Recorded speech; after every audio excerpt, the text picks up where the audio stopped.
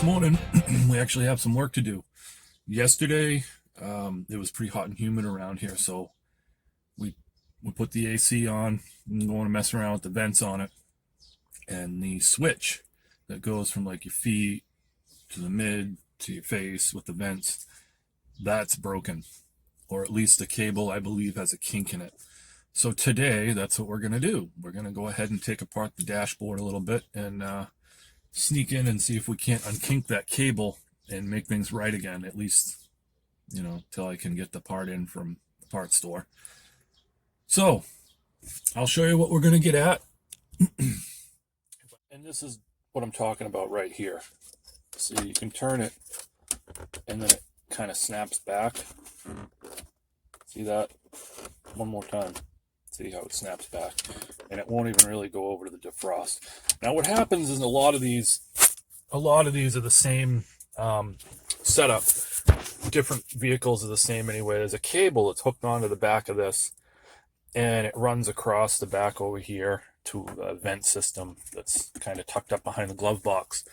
So what happens is where the cable slides in and out of a sleeve on this from so many times, it'll get a kink in it. So it'll be like trying to push that kink through a sleeve. It's just not going to go. It's just going to hit and spring back. So Cliff Notes version of how it's going to happen, or how it is happening rather. And well, let's get after it.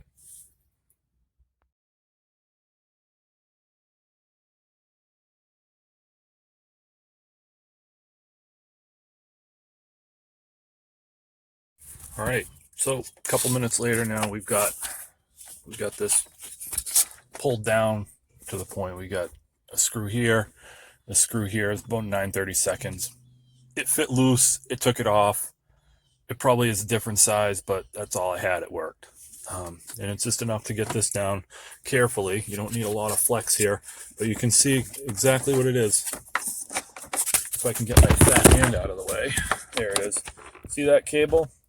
It's supposed to go in and out, in and out. When you turn that knob, see if I can replicate it. See, and with that kink where it is, it's hampering its ability to go back in its home there, like a little turtle going back in its shell.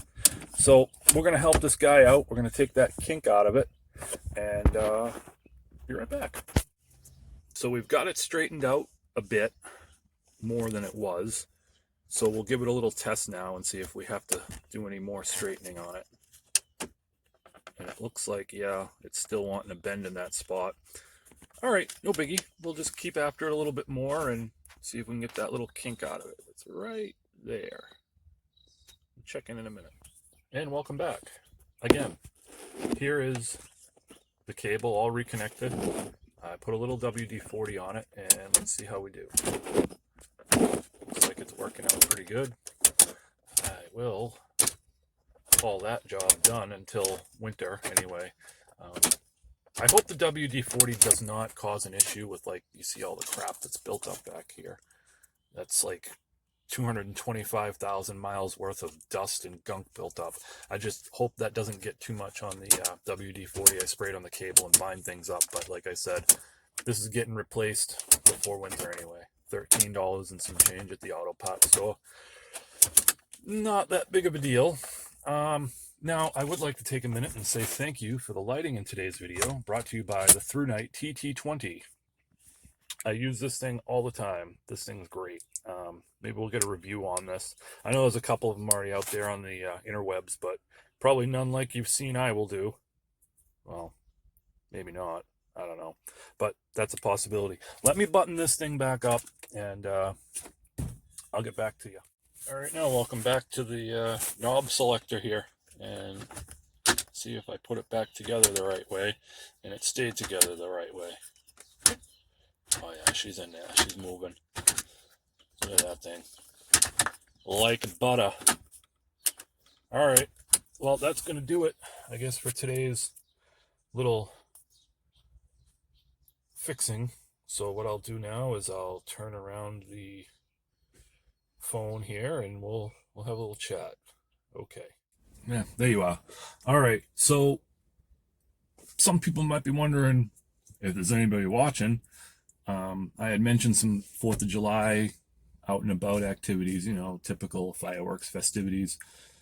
Was really looking forward to it, but we had a lot of rain up here in our neck of the woods, so we're hoping. There's a car show in a town called Candia, not too far from here, town I grew up in, and it is supposed to be a July 4th thing that we've been doing the past few years.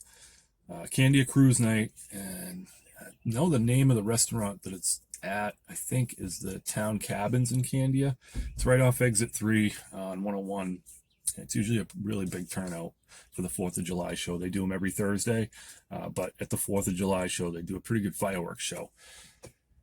It might get rained out again this week. Looking like the remnants of some tropical storm might be coming up. So, I don't know. I guess we'll see what happens. I hope we get to go to something, because it's fun. Anyway, thank you for watching. Thank you for sticking through this painfully boring content that I have right now, but I promise it's gonna get better. Waiting for the camera to roll in here, and we'll get some better stuff going. Until next time, have a nice day.